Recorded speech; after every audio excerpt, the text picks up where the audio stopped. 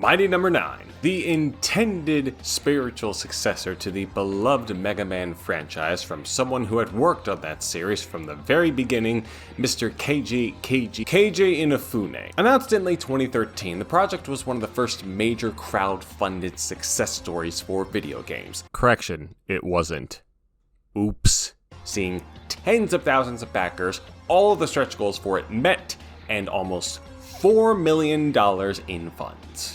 Unfortunately, Mighty Number 9 also ended up being one of the first major examples of a major crowdfunded success turning into a major failure.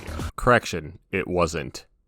Oops. The game saw its intended spring 2015 release missed, and quite a few delays followed, which normally isn't anything to be too concerned about with these kinds of projects, but, well, during this extra time, Inafune and friends saw fit to put up a couple of more stretch goals on the game's official website, which were for things that you think would have been covered by the $4 million they'd already netted, but I guess it wasn't. The real indicator that things were going way off course, though, was the announcement of another project, this time a spiritual successor to the Mega Man Legends spin-off series, Red Ash, the Indelible Legend.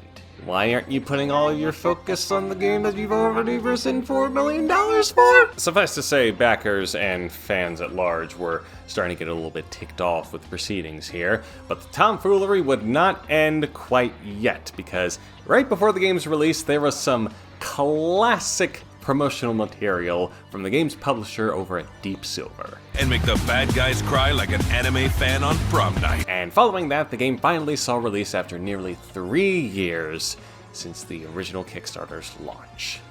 I think the tepid review scores speak for how well that ended up, and yet this also started a bit of a trend for these nostalgia-bait crowdfunded successes that were extraordinarily hit and miss. And while Red Ash has never seen the light of day, well, we got Mighty Number 9, certainly better than nothing.